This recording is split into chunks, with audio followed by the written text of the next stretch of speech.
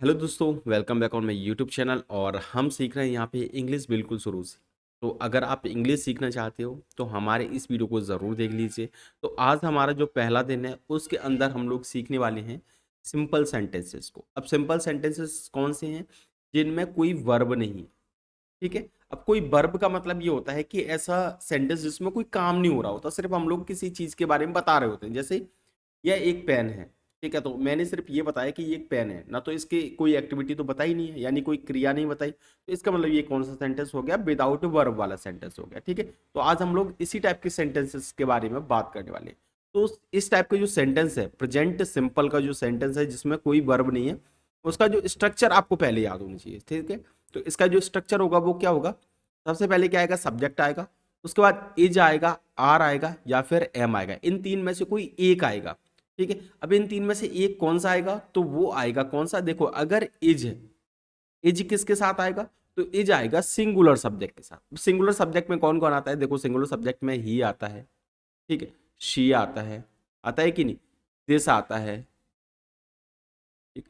किसी का नया नाम आता है, ये तो पता ही है। जिसमें यानी कि ऐसे सेंटेंसेस जिसमें सिर्फ एक व्यक्ति की बात हो रही होती है उसको हम सिंगुलर सेंटेंस बोलते हैं, सिंगुलर सब्जेक्ट बोलते हैं। ठीक है, ऐसे ही हमारा एक और है यहाँ पे। आर का यूज कब करेंगे? तो जिसमें एक से ज्यादा लोगों की बात होगी, जैसे कि यू आ रहा हो।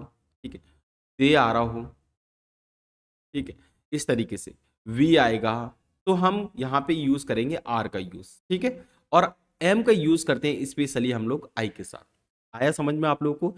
इसका यूज कब करना है, आर का यूज कब करना है, और एम का यूज कब करना है? इसका यूज एक वचनकर्ता के साथ, आर का यूज बहुवचनकर्ता के साथ, और एम का यूज सिर्फ आई के साथ। ठीक है, उसके बाद आपको लास्ट में रखना है ऑब्जेक्ट। ठीक है, ऑब्जेक्ट कैसे होगा वो मैं आपको एक एग्जाम्पल के थ्रू समझाता हूँ। जैसे यहाँ पे लिखा है मैं रोहन हूँ। ठीक है, यहाँ पे क्या है? मैं रोहन हूँ। यानी बात किसकी हो रही है? बात हो रही है मेरी। मैं रोहन हूँ। इसका मतलब मैं यहाँ पे क्या हो गया? सब्जेक्ट हो गया। समझ में आया? सब्जेक्ट कैसे पहचानते हैं? जिसकी बात होती है वही सब्जेक्ट होता है। ठीक है, ध्यान रखना। अगर मेरी बात हो रही है तो मैं सब्जेक्ट हो गया, सामने वाले की बात हो रही है तो तुम सब्जेक्ट हो गए, और किसी और की बात हो रही है तो वो सब्जेक्ट हो गया। समझ में आया बेटा सब्जेक्ट क्या होता है? ठीक है, तो यहाँ पे है मैं रोहन हूँ। अब बनाते हैं सेंटेंस। सबसे पहले क्या लिखा है? यहाँ पे सब्जेक्ट आएगा। सब्जेक्ट कौन, किसकी बात हो रही है? इसमें मैं की बात हो रही है। मैं को इंग्लिश में क्या बोलते हैं? आई। ठीक है, और आई के साथ कौन आता है? आई के साथ आपको पता होगा, आई के साथ हमेशा क्या आएगा? मैं आएगा। यानी कि इज आर एम में से कौन आएगा?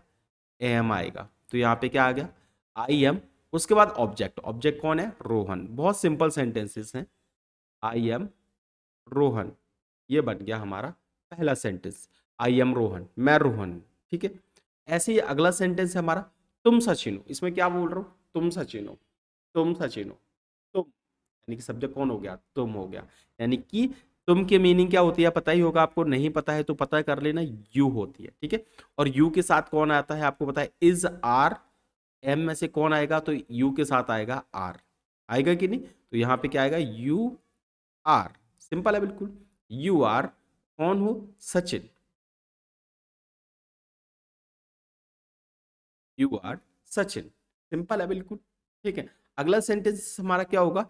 वह गौरव है। तो वह गौरव है तो क्या बनेगा? देखो, वह इंग्लिश क्या होती है? ही। ठीक है, और ही क्या है? ही एक वचन है, और एक वचन के साथ कौन आता है? इज आता है। तो यहाँ पे क्या आएगा? He is. ठीक है, और गौरव, गौरव की स्पेलिंग तो आपको पता ही होगा। गौरव, ये लीजिए, ही इज गौरव, और फुल स्टॉप। ये बन गया हमारा सेंटेंस।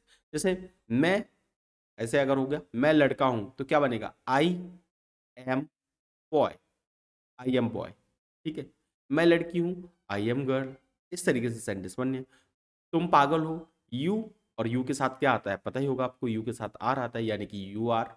पागल का मतलब मैड, यू आर मैड। इस तरीके से सेंटेंस बनते हैं। ठीक है, एक और सेंटेंस है हमारा, जैसे तुम मेरे भाई हो।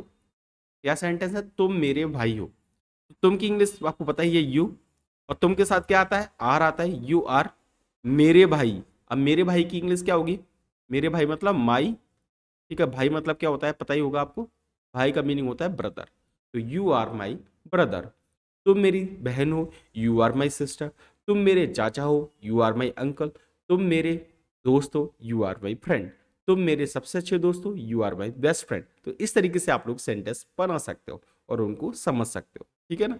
तो अगला है हमारा देखो ये दूसरे टाइप के सेंटेंस है। कैसे सेंटेंस है? जैसे रोहन का भाई, है ना, सुमित के चाचा जी, सचिन का भाई, अनिल के दोस्त, है ना। इस तरीके के सेंटेंस हम लोग किस तरीके से बनाएंगे, ठीक है, तो वो भी मैं आपको बताने वाला हूं। तो यहाँ पे सबसे पहले क्या है, मैं की बात हो रही है, यानी कि आई, ठीक है, उसके साथ कौन आएगा? एम, तो आई एम, ठीक है। रोहन का भाई, देखो जब भी का वाले सेंटेंस जैसे रोहन का भाई, ठीक है, सुमित के चाचा, तो उसके लिए क्या करना है आपको? रोहन का भाई, तो क्या लिखना है आपको? रोहन लिख देना है, रोहन, और कॉमा लगा के एस लगा देना है, तो ये का सेंस निकलेगा, ठीक है। रोहन्स भाई मतलब ब्रदर, ठीक है, रोहन्स ब्रदर, और full stop. I am Rohan's brother, मैं सुमित की बहन हूं, आई एम सुमित सिस्टर्स, ठीक है, सुमित सिस्टर, इस तरीके से। और आया समझ में आपको? जैसे अगला सेंटेंस है, वह सुमित के चाचा जी हैं, वह की इंग्लिश आपको पता ही है, ही, ठीक है। उसके बाद क्या आएगा? एज आएगा, ठीक है। उसके बाद क्या करना है?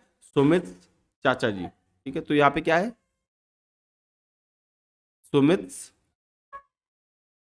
ठीक है, और चाचा जी की इंग्लिश क्या होगी? अंकल, तो क्या होगा? He is Sumit uncle. आया समझ में बेटा किस तरीके से? अगला है, शुभम सचिन का भाई है। अब यहाँ पे सब्जेक्ट तो क्लियर है, शुभम की बात हो रही है, ठीक है, तो शुभम क्या लिखेंगे? शुभम की मीनिंग लिख देंगे, शुभम, ठीक है। अब सचिन का भाई है, शुभम एक वचन है इसीलिए क्या आएगा? एज आएगा। सचिन का भाई यानी कि सचिन्स, ठीक है, ब्रदर। आ गया समझ में? Shubham is Sachin's brother. आया समझ में आप लोगों को? ऐसे अगला सेंटेंस है आपका, तुम अनिल के दोस्त हो। ये सेंटेंस आप मुझे खुद बना के बताओगे और उसे कमेंट बॉक्स में जरूर लिखोगे, और मुझे आशा नहीं पूरा विश्वास है कि आप इसका सही उत्तर कमेंट बॉक्स में जरूर लिखोगे। अगर आपको ये वीडियो पसंद आ गया तो प्लीज वीडियो को लाइक जरूर कर देना, अपने दोस्तों को शेयर जरूर कर देना, और इस चैनल पर नए हो तो चैनल को सब्सक्राइब जरूर कर देना। मिलते हैं इसी तरीके की एक और नई वीडियो के साथ। इंग्लिश सीखते रहिए, तब तक जय हिंद, वंदे मातरम।